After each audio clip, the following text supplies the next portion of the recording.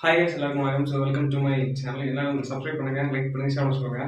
என்ன பார்க்க போறோம் அப்படின்னா வந்துட்டு தனுஷ் அண்ணா டைரக்ஷன்ல 4வது படம். ஸோ இது வந்துட்டு இட்லி கடை நான் இட்லி சூட தான் பிறந்த மாதிரியே எனக்குள்ள ஒரு நினைப்பு. இந்த படம் தான் டிஃப்ரெண்டான ஒரு டிஃபிகல்ட்டான ஒரு டேஸ்ட்ல வந்து ரிலீஸ் ஆயிருக்குது. அது காரணம் என்ன அப்படிங்கிறது எல்லாருக்கும் தெரியும் நினைக்கிறேன். தெரியல அப்படின்னா கமெண்ட்ல கேளுங்க, நான் ஏன் என்ன அப்படின்னு சொல்றேன். ஸோ இந்த 4வது படம் அண்ட் வந்துட்டு தனுஷ் அண்ணா டைரக்ஷன்ல 4வது படம் வந்துட்டு இட்லி கடை. நல்லா இருக்கா நல்லா இல்லையா? அண்ட் வந்துட்டு இந்த படத்துல வந்துட்டு நம்முடைய அருண் விஜய் சார் தான் வில்லன் நடிச்சிருக்காரு. And Rajkiran sir and Parthiban sir and வந்து நித்யா மேனன். ஸோ இவங்கெல்லாம் வந்துட்டு ஒரு ஆர்டிஸ்டாக நடிச்சிருக்கிறாங்க. ஸோ ரொம்ப சூப்பராக வந்துட்டு படம் இருக்கா இல்லையா அப்படிங்கிறத பற்றி ஃபுல்லாக டீட்டெயில்டாக ரிவ்யூ பண்ண போகிறோம். வாங்க வீடியோக்குள்ள போகலாம்.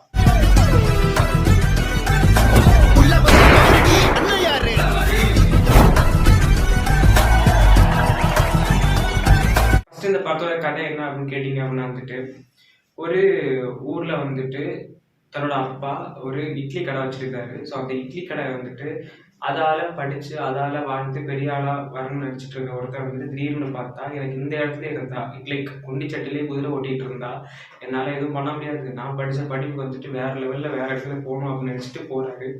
அங்க போய் பார்த்து அங்க வந்து நல்லா சம்பாதிச்சு எல்லாம் பண்ணிட்டு இருக்கும்போது திடீர்னு பார்த்தா ஒரு அழைப்பு வருது. என்ன அப்படின்னா நோ மோர் அப்படி மாதிரிங்கிறது. ஸோ நோ மோர் என்ன அப்படின்னா வந்துட்டு படத்தை பாருங்க.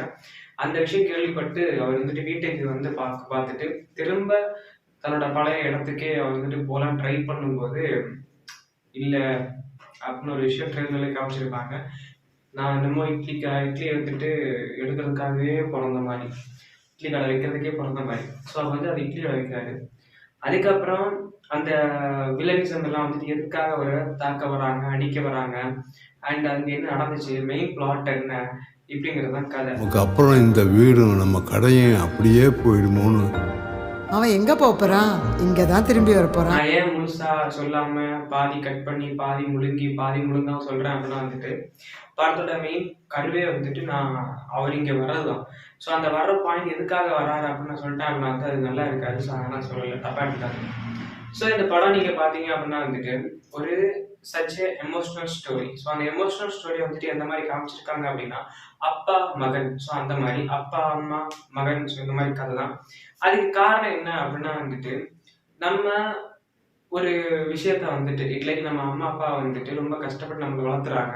வளர்த்ததுக்கு அப்புறம் வந்துட்டு அவரோட அருமை வந்துட்டு எப்படி இருக்கு அப்படின்னா வந்துட்டு போயிடணும் எங்கேயாச்சும் போய் ஏதாச்சும் சம்பாதிச்சு ஏதாவது பண்ணணும்னு நினைக்கிறாங்க. பட் அங்கே போனதுக்கு அப்புறம் ஃபீல் பண்ணுவாங்க, ஐயோ நம்ம அம்மா நம்ம அப்பா அப்படின்ட்டு. ஆனால் அது எப்படி ஃபீல் ஆகும் அப்படின்னு வந்துட்டு ஒரு கடைசி கட்டத்தில் தான் ஃபீல் ஆகும். அந்த கடைசி கட்டம் தான் இந்த படத்தை நீங்கள் பார்க்கும்போது உங்களுக்கு தெரியும்.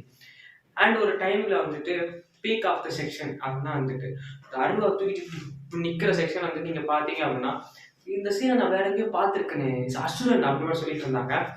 அதுக்கான பீக் செக்ஷன் என்ன அப்படிங்கிறத காமிச்சிருப்பாங்க.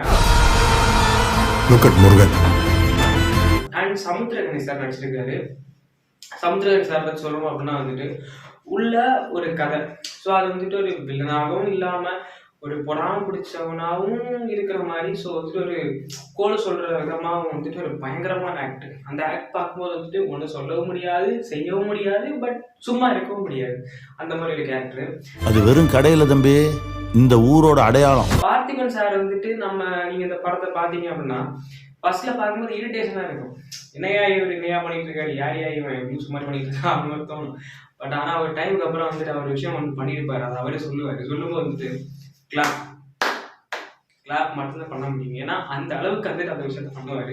அந்த இட்லி கடை எங்க ஊருக்கே பெரிய சென்டிமெண்ட் சார். சிவனேசன் இட்லி கடை வந்துட்டு அந்த அளவுக்கு அந்த இடத்துல பயங்கர ஃபேமஸ். ஸோ அப்போ ஒரு கட்டத்துக்கு மேல வந்து இது நடத்துறது யாரு, இது நடத்தணும் ஆனா ஆள் இல்லை, யார் நடத்துவா அப்படின்னு வரும்போது வந்துட்டு அங்க தன்னுடைய தனுஷ் வந்துட்டு அந்த இடத்த பதவி ஏத்துக்கிறாரு. ஸோ ஏத்துக்கிட்டு தன்னோட அப்பாவோட இதை வந்து நான் பாத்துக்கிறேன் அப்படின்னு சொல்லி ஏத்துக்கும் போது பக்குவம் வராது. என்ன பக்கம் அப்படின்னா வந்துட்டு நீங்க அந்த இட்லியோட தன்மை, அந்த அந்த ஒரு பஞ்சு மாதிரி இருக்கிறது, சாம்பாரோட தன்மை, இதெல்லாம் வரணும் அப்படின்னா வந்துட்டு அந்த கை பக்குவம் வேணும். அந்த கை பக்குவம் இல்லாம வந்துட்டு ஒரு விஷயம் பண்ணுவாரு. ஸோ அது ரொம்ப கஷ்டம். வந்துட்டு மாவாட்டுறது இந்த படத்துல பெரிய ஒரு பாட்டு மாவாட்டுறது. அந்த மாவாட்டுற சீன் வந்துட்டு உண்மையில சொல்றேன், எங்க ஊர்ல நாங்களும் கிராமம் தான். ஸோ கிராமத்துல வந்துட்டு எங்க பாட்டி வந்துட்டு உலக கேட்டு குத்திட்டு இருப்பாங்க. இந்த அரியை பொடிக்கிறதுக்கா இருக்கட்டும், மாவு ஆட்டுறதா இருக்கட்டும். ஸோ இது எல்லாமே வந்து ரொம்ப கஷ்டம். உண்மையில சொல்றேன், நம்ம வந்து ஈஸி நினைக்கிறோம் பண்ணிடலாம், என்ன இப்படி சுற்றுலா தானே. ஒரு 2 வருஷம் சேர்ந்தவங்க சுத்த முடியுமான்னு கேட்டா கஷ்டம், ரொம்ப கஷ்டம். அது வந்துட்டு இந்த இடத்துல இந்த அருண் விஜய்க்கு எதுவும் செட் ஆகாது. ஸோ அதுக்கு காரணம் வந்துட்டு படத்தை பாருங்க, அப்பதான் தெரியும். நான் சொல்ல விரும்பல.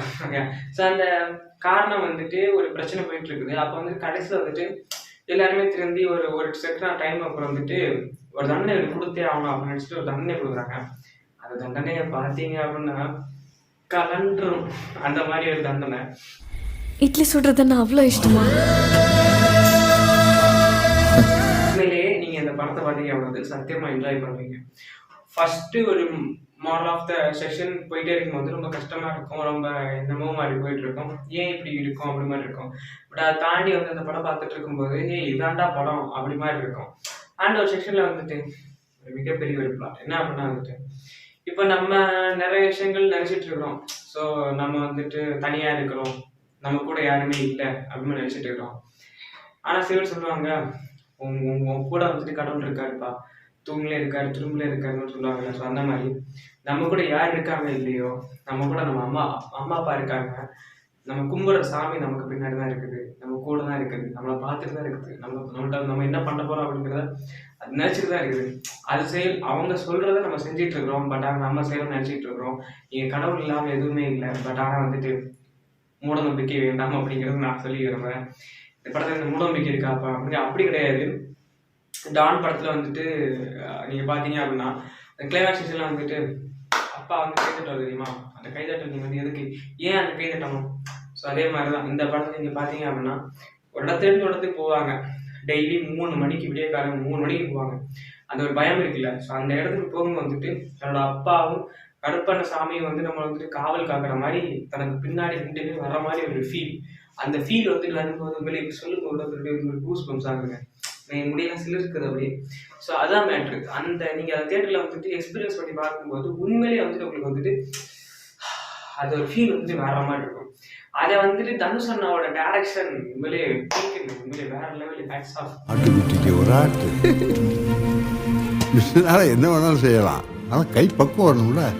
தனுஷ் அண்ணா வந்துட்டு உண்மையிலே நிறைய அட்டகாசம் அப்படி இருக்காங்க. அண்ட் ஒவ்வொரு டைரக்ஷனும் அண்ட் இந்த படம் பேர் என்ன அவர் டேரக்ட் பண்ணியிருந்தார்ல பாண்டி, நிலவுக்கு என் மேலே பிடிக்கும், ராயன் அண்ட் இப்போ வந்து இந்த இட்லி கடை. ஸோ ஒவ்வொன்றும் ஒவ்வொரு ஜானர், ஒவ்வொரு வித்தியாசமான கதை, ஒவ்வொரு வித்தியாசமான ஜானர்ஸ் வந்துட்டு சூப்பராக பண்ணியிருக்காங்க. அண்ட் இந்த இட்லி கடை வந்துட்டு ஒரு மதுரையில் இருக்கிற ஒருத்தரோட வந்துட்டு வாழ்க்கை வரலாறான்னு கேட்டிருந்தாங்க. அப்பெல்லாம் கிடையாது, இது அவரோட வாழ்க்கை இல்லை வரலாறு இல்லை அப்படின்னு நான் நினைக்கிறேன். அது தனுஷ் அண்ணாவே வந்துட்டு ஓப்பனாக ஸ்டேட்மெண்ட் சொல்லியிருப்பாரு, இது மாதிரி என்னோட ஓன் கதை, நான் வந்துட்டு என்னோட இமேஜினேஷன் நான் கற்பனை தான் சொல்லியிருப்பாரு. இந்த கோயம்புத்தூர் சைடு ஒரு செஃப் ஒருத்தர் இருக்காரு சார், அவரோட கதையை தான் நீங்க படமா எடுக்கிறீங்கன்றாங்க. உண்மையா சார் அது? இல்ல அந்த மாதிரிலாம் எதுவும் இல்ல, சொந்த கற்பனை தாங்க. நான் என் கிராமத்துல பார்த்த ஒரு சில முக்கியமான கதாபாத்திரங்களை, என் மனசை பாதிச்ச ஒரு சில கதாபாத்திரங்களை மையப்படுத்தி சொந்தமான கதை, கற்பனை கதை, ஒரிஜினல் கேரக்டர்ஸ். ஸோ அதுதான் அந்த கற்பனை தான் இந்த படம். அந்த கற்பனை வந்து சூப்பராக காமிச்சிருக்கிறாங்க. எனக்கு ஆனால் உண்மையிலே வந்துட்டு தனுஷ் அண்ணாவோட டைரக்ஷன்ஸ் எல்லாம் பார்க்குறப்ப வந்துட்டு நம்மளும் ட்ரை பண்ணலாமோ அந்த மாதிரிலாம் தோணுது. பட் இப்படிதான் சொல்லிக்கிட்டே இருக்கிறேன். பட் ஆனால் ட்ரை பண்ணுறதுக்கான வாய்ப்புகள் அமைய மாட்டேங்குது. அண்ட் அதுக்கெல்லாம் வாய்ப்புகள் அமையும் போது வந்துட்டு கண்டிப்பாக நீங்களும் பார்ப்பீங்க என்னோட டைரக்ஷனை. அண்ட் நம்ம வந்துட்டு கண்டிப்பாக சீக்கிரமாக வந்துட்டு ஏதாவது பண்ண ட்ரை பண்ணுவோம். ஸோ ஒரு ஸ்டெப் பை ஸ்டெப் போகிறதுக்கு வந்துட்டு கண்டிப்பாக முயற்சி மட்டும்தான் இருக்கு நம்மகிட்ட. முயற்சி திருவினையாக்கும் சொல்லுவாங்க. முயற்சியோட பண்ணுங்க, முயற்சியோட இருங்க. வாழ்க்கையை வந்துட்டு கண்டிப்பா நல்லபடியா வாழுங்க, என்ஜாய் பண்ணுங்க. நம்ம அம்மா அப்பா விட்டு கொடுக்காதீங்க.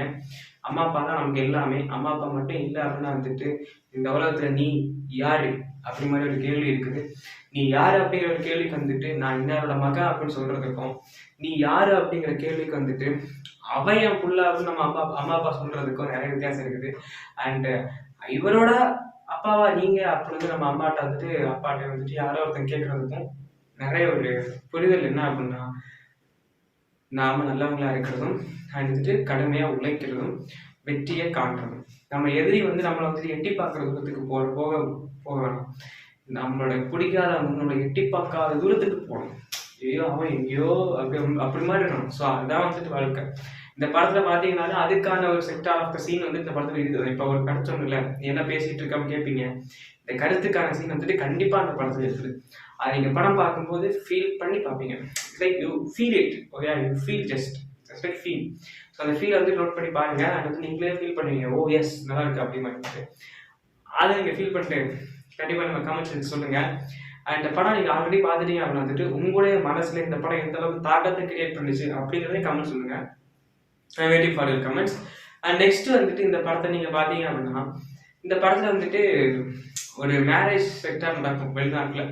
ஸோ அந்த மேரேஜ் செக்டர் நடக்கும்போது வந்துட்டு ஒரு அருண் விஜய்க்கும் தனுஷுக்கும் ஆகாது. ஸோ அப்போ வந்துட்டு இவன் மேலே ஒரு அன்போடு இருப்பாங்க, லவ்வோடு இருப்பாங்க, மேரேஜ் பண்ணணும் அப்படின்னு. ஆனாலும் ஒரு விஷயம் நடந்ததுக்கு அப்புறம் வந்துட்டு இந்த பொண்ணு அதுக்கான எந்த முயற்சியும் பண்ணது. நீ என்னை கல்யாணம் பண்ணணும், நீ வந்து எனக்கு வேணும் அப்படி மாதிரி வந்துட்டு எதுவும் பண்ணாது. அண்ட் ஒரு ஒரு மிகப்பெரிய அடி நடந்திருக்கு அந்த இடத்துல.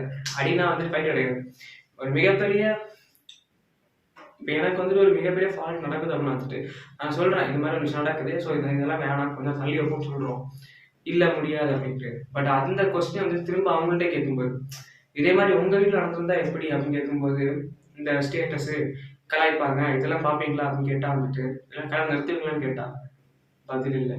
ஸோ அது இந்த படத்தை பாருங்க, கண்டிப்பாக உங்களுக்கு ரொம்ப பிடிக்கும். எனக்கு ரொம்ப பிடிச்சிருந்துச்சு, உங்களுக்கும் பிடிக்கும்ல படத்தை பார்த்து தெரிஞ்சுக்கோங்க. மீன்ஸ் அது மாதிரி நான் மாஸ்டர் அஸ்கின். ஸோ நம்ம சேனல் சப்ஸ்கிரைப் பண்ணுங்கள். சப்ஸ்கிரைப் பண்ணும்போது நோட்டிஃபிகேஷன் ஆல் பண்ணுங்கள். அண்ட் வந்துட்டு உங்கள் ஃப்ரெண்ட்ஸோட ஷேர் பண்ணுங்கள். நிறைய வீடியோஸ் வரதுக்கு வந்து நீங்கள் வந்து கண்டிப்பாக சப்போர்ட் பண்ணீங்க அப்படின்னா கமெண்ட்ஸ் பண்ணுங்கள். உங்களோட கமெண்ட்ஸ் வந்து என்னோட மோட்டிவேஷனாக இருக்கும். மீன்ஸ் அந்த மாதிரி நான் உங்கள் மாஸ்டர்